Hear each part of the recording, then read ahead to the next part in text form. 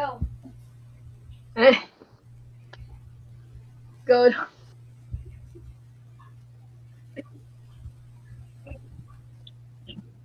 Is i-edit pa ni? Ah, okay, mag-cut-cut. Ay, sa gaon.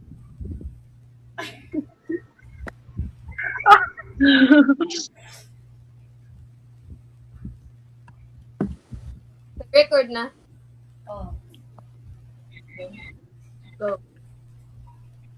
Good day, everyone. Before we start, let me first give a short introduction. Ay, balik. Ay, gilap siya. Wait. Sa group. Drop. Ambot. Ito sa group. Nilalasan man ta. Aton ko kay Vietnam. Kung gusto ka nilalasan ta ato.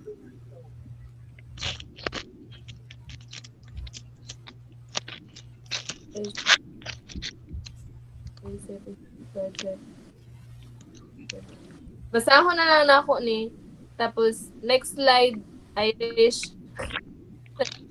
Introduction? Take two. Ay, basahon na lang ako.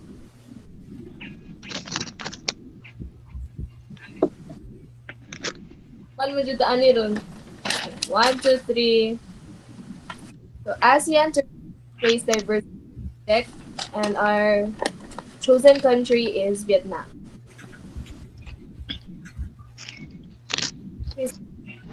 Good day, everyone.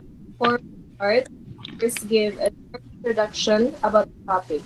Ang Vietnam is also siya sa mga fastest growing tourism destinations in Southeast Asia.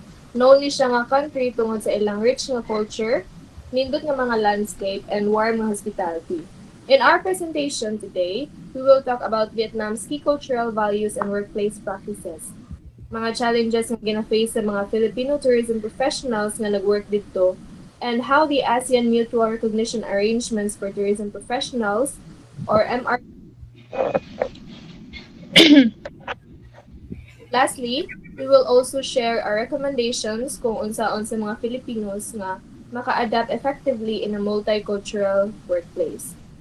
Now let's move on to the key cultural values and workplace practices in Vietnam. Please go next slide. Okay, down again. So first we have respect for hierarchy and authority. Vietnamese people respect or value respect for hierarchy and authority, which means na they look up to their elders or superiors and give them proper respect. Second is collectivism and teamwork. They prefer working together rather than individually, and they believe that success is achieved through cooperation. Third is politeness, humility, and avoiding confrontation. Kasagaran sa mga Vietnamese, kay mo avoid sila direct na conflict. Mas prefer nila nga makipag-communicate in a calm and respectful way. Fourth one is hard work and discipline and family-oriented. Vietnamese are hardworking and disciplined individuals, and most of them are family-oriented. Family plays a big role in their lives and decisions. Sa mga workplace practices, so when it comes to workplace practices, expected yun na ang punctuality. Schedules po nila can be flexible sometimes. Pag makipag-communicate sila, usually kay indirect but politeness is still there. They show respect through gestures like, for example, a two-hand na handshake or a bow. Na ay ginasunod nga dress code ang mga employees, and pag maghimo og decisions, top-down dyan na siya, which means nga ang maghimo and mag-decide og decision kay ang katong mga superior or taas og position. Please go sa next supporter. So, 2.2 common challenges for Filipinos in tourism professionalism. So, nasa line ko ano kanang like kanang mga challenges sa Filipinos when it comes to sa Vietnamese. So, ang first is language barrier with the local staff. Filipinos workers may find it hard to talk to understand local coworkers. So, ang Vietnamese dili kay usually mag-speak og English, then dili sa nila second one language English. So, two is different workspace and structures. So, Vietnam, dito, ang mga people dito kay kanang dali sila magbuhat sila ang mga task, then kanang ang mga Filipino is na sila yung mga strategies or na sila uban dali and na sila uban hinay. Na sila lahing-lahing steps. Then third is cultural misunderstanding, Filipinos openness, and Vietnam's personality. So Filipinos are kanang mga friendly kaayo and open kay nila when it comes to Vietnam. Sila ay kanang formal kaayo and serious kay sila makistok. So mo na yung maka-cause o misunderstanding sa culture. Then, fourth is city hierarchy and decision making. So, Vietnam style, mag-follow sila siyang boss, then dili na sila mag-question kung unsa may pabuhat silang boss. Sa Filipinos is kanang more on mag-share tag ideas. So, kanang lisod kay adjust kung ilang order dito kay stick kaayo. Then, five is food and lifestyle adjustment. So, Vietnam's food, weathers, and daily habits are different sa atua. So, Filipinos are used to kanang taste time, kanang new food, cultures, and environment.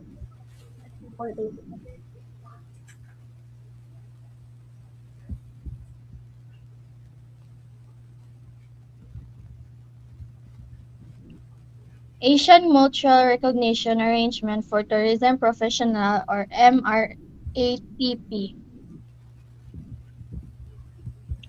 So the purpose of this is allows qualified tourism professionals to work freely within ASEAN para mahatagan og chance ang qualified tourism professionals nga makatrabaho ug makalihok freely sa laing-laing Asian countries nga walay daghang restriction aron mas mapalambo pa ang tourism industry sa rehiyon.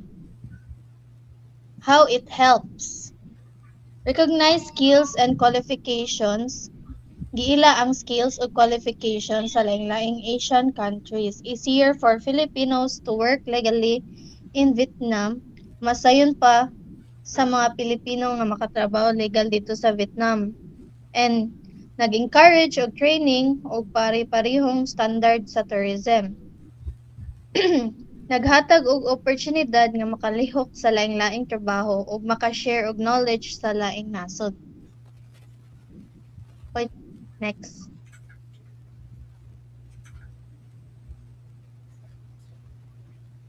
So at this point, I will now present the part of recommendations for Filipino workers in Vietnam. This section provides helpful advice that can guide Filipino workers to adjust to the Vietnamese culture, maintain professionalism, and gain better job opportunities. So the first one is the learn basic Vietnamese phrases. So try to learn simple Vietnamese words or greetings. It helps you to communicate better and shows respect for the locals. So it helps to build friendship and understanding. So the next one is the respect local customs and traditions. So follow the culture and practices of the Vietnamese people. This help build good relationship and avoid misunderstandings.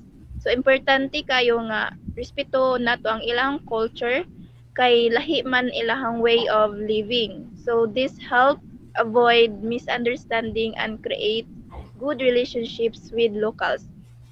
So the third one is be patient and adaptable. Adjust to new situations and be open to changes. Working in another country can be different, so patience is important. Working in another country is not easy, so kinahanglan kabalo ta mo adjust o magpaubos. Be patient, help you handle new situation and challenges better.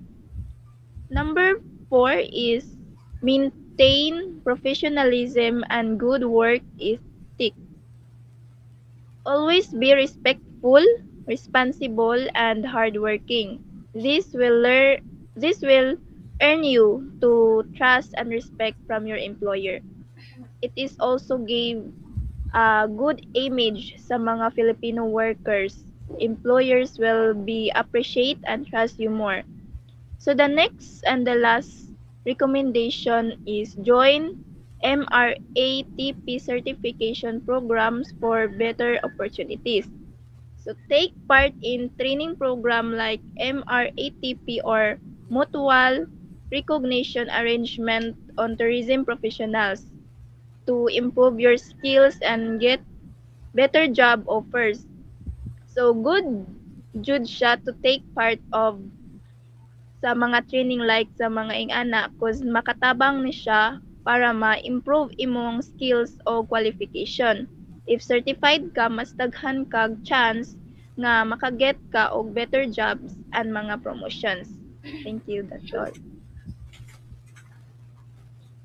Now, for the conclusion, Vietnam continues to be one of the most dynamic and culture-rich destinations in Southeast Asia, offering both opportunities and challenges for Filipino tourism. As we learned, Vietnamese culture places strong value on respect, hierarchy, teamwork, and politeness, factors that shape their workplace practices and daily interactions.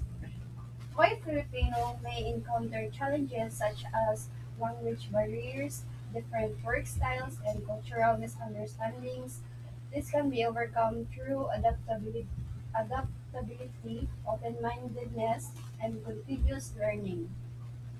The Asian MRAPP also plays an important role by supporting worker mobility, recognizing our qualifications, and opening more opportunities for Filipino who want to build a career in Vietnam. Ultimately, success in a multicultural workplace depends on our willingness to understand and respect cultural differences.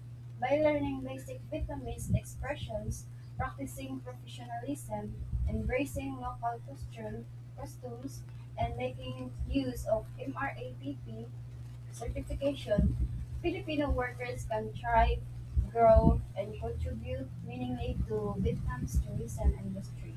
Thank you. That's for all our report.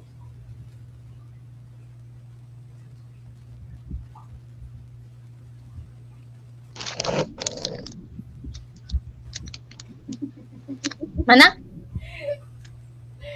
Okay na, te? Ganiyar ko kabarot ko na. Naglag ang nawi. Nico. Schedule yung good guys. Nga naman. Pero pag-report yung good, te. Katawa lang.